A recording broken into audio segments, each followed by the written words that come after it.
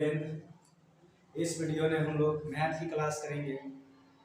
जो क्लास 10वीं की बहुपद है उन्हीं के बारे में पढ़ाई करेंगे। आज हम लोग यहाँ पे देखेंगे, सबसे पहला जो बहुपद आता है, बहुपद में जो बहुपद के तीन भेद होते हैं उन्हीं तीन भेदों के बारे में पढ़ाई करेंगे। जैसे कि एक घाती, द्विघाती और त्रिघाती। एक घाती का हम दूसरा मतलब नाम होता है, वो क्या होता है, रेखिक बहुपद होते हैं। जैसे यहाँ से जानते हैं, देखिए यहाँ से लेके रेखिक एक घाती बहुपद, एक घाती बहुपद हम क्या पढ़ेंगे, तो रेखिक बहुपद करते हैं। जैसे यहाँ पे इसका परिभाषा सही जान लेते हैं। इससे अगर आप जो चार्ट है, इन चार्टों में हम लोग किनके बारे में पूरा डिटेल्स जानेंगे। देखिए यहाँ से एक घाती का जो दूसरा नाम होता है वो होता है रेखिक, यानी कि एक घाती बहुपद हो या रेखिक बहुपद हो, ये दोनों को एक ही नाम से हम लोग पुकारेंगे। देखिए जिसके घात केवल एक होता है, यहाँ पे 4/4 लिखे हैं, जिसके घात केवल एक होगा उसको हम लोग बोलेंगे रेखिक बहुपद।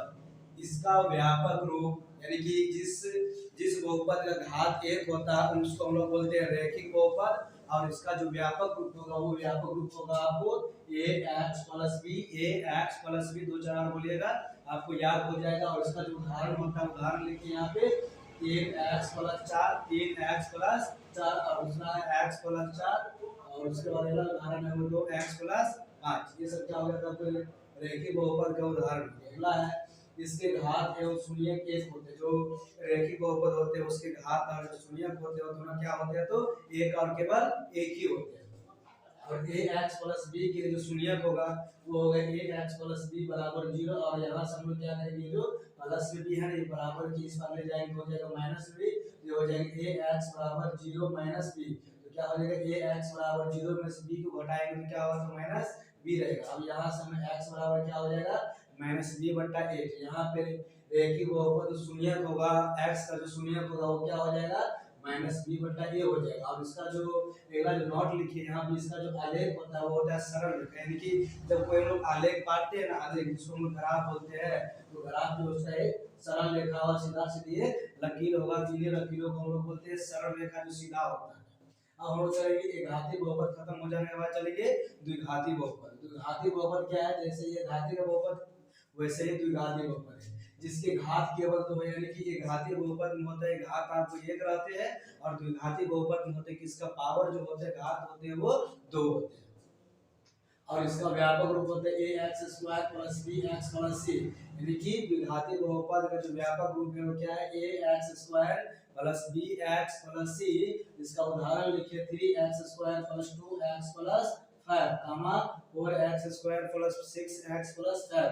ये सब क्या होता है, द्विघात बहुपद का उदाहरण हो गया। इसके आगे है, और जैसे ही कि एक घाती बहुपद यानी कि रेखिक बहुपद में घात और शून्यक एक होते हैं, वैसे ही द्विघाती बहुपद में इसका घात भी और शून्यक भी क्या होते हैं, तो 2 होते हैं। घातों की संख्या भी और शून्यकों की संख्या भी कितने होते हैं, तो 2 होते हैं। 2 का नाम, पहला का नाम है तो अल्फा।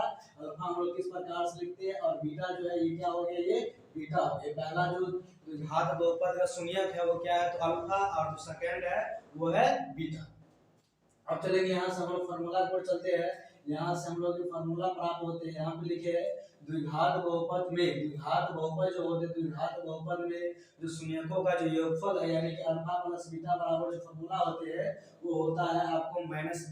यानी कि द्विघात बहुपदों का जो शून्यकों का योगफल है वो हो जाएगा अल्फा + बीटा = -b/a। और जो अगला है, नेक्स्ट है, शून्यकों का गुणनफल है वो अल्फा × बीटा = क्या हो जाएगा, c/a। अब हम लोग क्या करेंगे, जहां जहां पे लिखे है कि a का मान, b का मान, c का मान कहां से लेंगे उसके बारे में। ये जो हो जाएगा, ये होगा x² का गुणांक, यानी जहां a रहेगा उसके जो पीछे x² रहेगा उनके पीछे क्या होगा, तो a का मान होगा, वो भी द्विघात बहुपद में।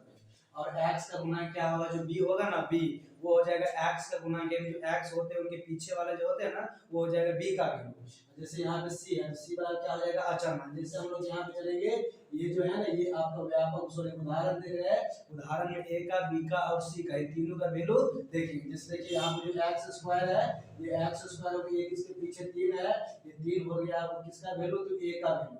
और जो b है ना, b, यहाँ जो x है, x का गुणांक, यहाँ जो x दिखाई दे रहा है ना, ये x, इसके x के पीछे है वो क्या हो जाएगा, b का वैल्यू। यानी कि x के पीछे वाला कितना 2 है, तो 2 हो जाएगा आपका b का वैल्यू। और यहाँ पे जो c अचर मान जो है ना 5, जिसमें x y z लगा रहता है उनको हम लोग बोलते हैं अचर मान, इसका वैल्यू हो जाएगा c का वैल्यू। इस प्रकार से हम लोग क्या कर सकते हैं, ए बी सी तीनों का वैल्यू को प्राप्त कर सकते हैं। और अगला है ये द्विघात बहुपद में शून्यकों का गुणनफल एवं योगफल हो, यानी कि जब हमको द्विघात बहुपद ज्ञात करने के लिए बोलेगा और उसमें जब सवाल दे दिया जाएगा कि द्विघात बहुपद शून्यकों और जो उसका शून्यकों का गुणनफल होते हैं एवं योगफल जो होते हैं वो दिया रहेगा, तो हम द्विघात बहुपद किस प्रकार से ज्ञात करेंगे। तो द्विघात बहुपद ज्ञात करने जो सूत्र होंगे, ये सूत्र हम लोग किस प्रकार से निकालते हैं, इसका फॉर्मूला होता है इस प्रकार से होता है। ये जो है आपको बिना बट्टा के लिए जो शून्यकों का गुणनफल और योगफल दिया रहेगा, अगर बट्टा में रहेगा तो इस फॉर्मूला को उपयोग करेंगे, अगर बट्टा में नहीं रहेगा तो हम लोग इस फॉर्मूला को उपयोग करेंगे। जैसे फॉर्मूला होता है x square minus alpha plus beta into x plus alpha beta, ये हो गया आपको द्विघात बहुपद बनाने के लिए सूत्र है।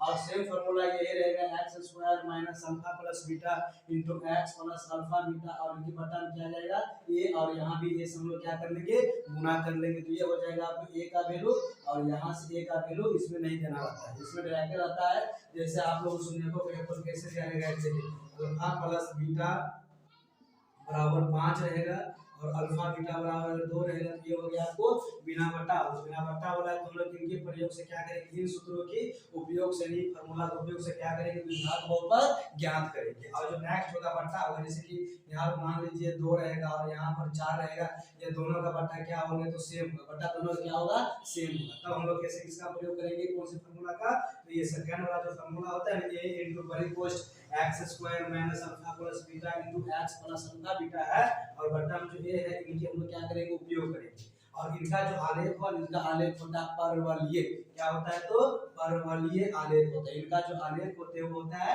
परवलयीय।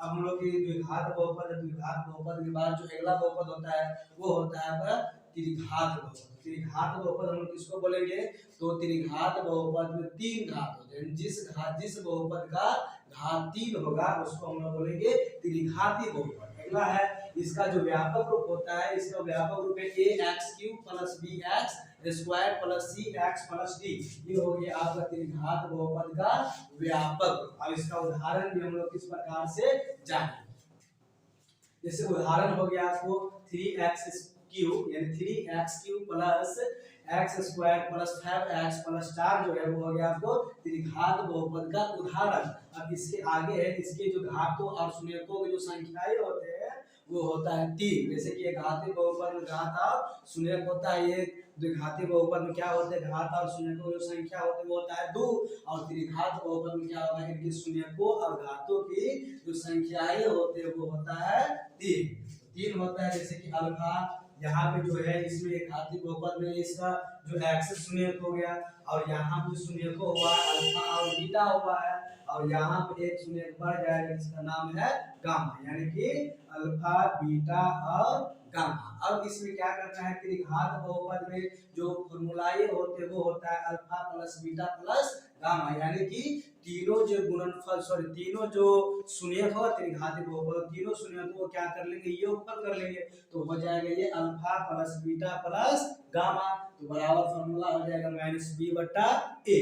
अब जो नेक्स्ट है वो है alpha beta plus beta gamma plus alpha gamma, इनको हम लोग बोलते हैं दो शून्यकों के गुणनफल का योगफल, तो इसका फॉर्मूला हो जाएंगे c/a।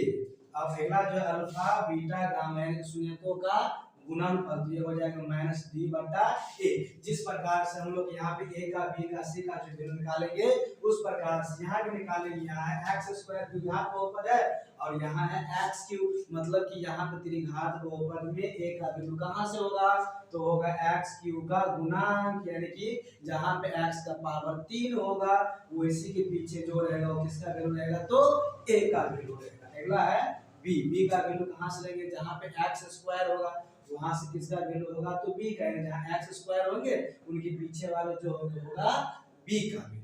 अब c का वैल्यू कहां से लेंगे, जहां पे x होगा x का गुणांक होगा वहां पे c का वैल्यू हो जाएगा, जैसे d का वैल्यू पहले ही पता है, जिसमें क्या होता है x y z में से कोई नहीं लगा रहता है, वो हो गया d का वैल्यू यानी कि अचर।